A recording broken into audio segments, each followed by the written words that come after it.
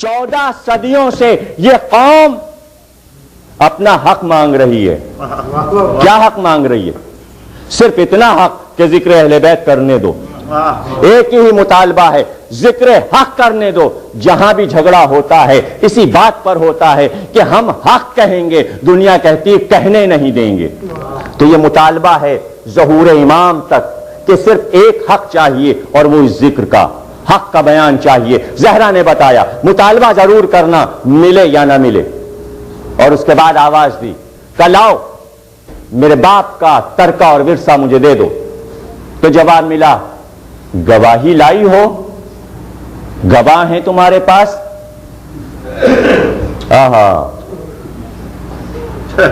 فمن حاجک فیہ من بعد ما جاءک من العلم فقل تعالوا ندعو ابناءنا وابناءکم نساءنا ونساءکم انفسنا وانفسکم ثم نبتہل فنجعل لعنۃ اللہ علی الکاذبین. جب علم آ گیا ہے تو اب جھگڑا کیسا؟ لاؤ بیٹوں کو لاؤ، عورتوں کو لاؤ، نفسوں کو لاؤ اور ہم سب مل کر جھوٹوں پر لعنت کریں. پروردگار کی گواہی میں کون چلا؟ محمد چلے، علی چلے، فاطمہ چلی، حسن چلے، حسین چلے، جو اللہ کی گواہی میں آئے تھے. عیسائیوں کے مقابل اس خدا کے گواہ سے گواہ مانگ رہے تھے. گواہ لاؤ. اس لیے کہ فقہ اسلامی یہ کہتی ہے کہ نصاب شہادت ہونا چاہیے، قانونی مقدمے میں گواہ ہونا چاہیے اسلامی فقہ کے مطابق. جو فقہ فاطمہ زہرا سے ٹکرا جائے ہم ایسی فقہ کو نہیں مانتے. ہم ایسی فقہ کو نہیں مانتے کہ جو فاطمہ زہرا سے گواہ مانگے، سچی بی بی صدیقہ سے گواہ مانگے. گواہ لاؤ. تو فاطمہ زہرا معصومہ تھیں، انہیں معلوم تھا کہ گواہ مانگے جائیں گے.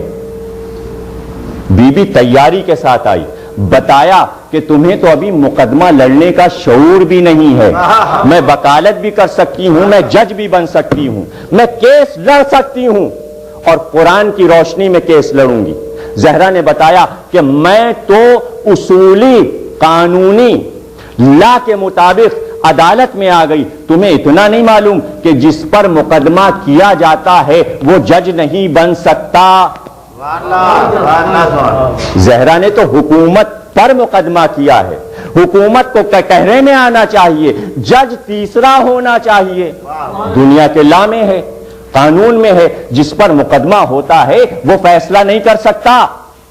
اس کو آنا پڑے گا، وکالت کرنی پڑے گی اور تیسرے کو بلا کر فیصلہ کروانا پڑے گا. اور یہاں فیصلہ کرنے والا خود ہی مجرم ہے، اس کا کوئی وکیل نہیں. زہرا نے بتایا کہ تم تو گواہ نہ دے سکے اپنی جھوٹی حدیث پر، میں چونکہ اپنے باپ کی بیٹی ہوں اس لیے میں گواہ لائی ہوں. کہ کتنے ہیں گواہ؟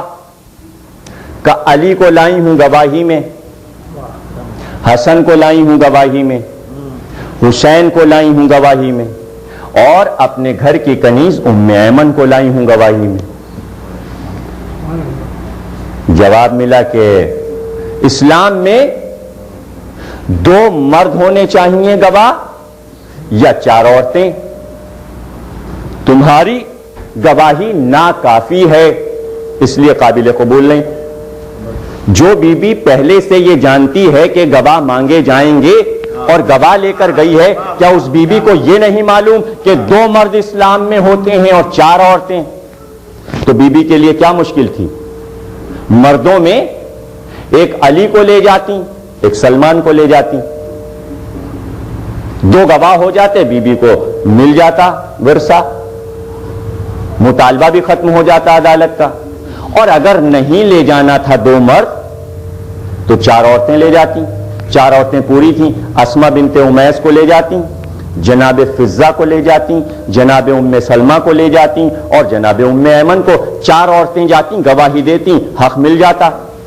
نہیں، بی بی نے بتایا گواہی تو لے جاؤں گی لیکن غیر معصوم گواہی نہیں لے جاؤں گی، مباہلے والے گواہ لے کر جاؤں گی. یہ علی میرا گواہ ہے جس نے قرآن پر گواہی دی ہے، جس نے رسالت پر گواہی دی.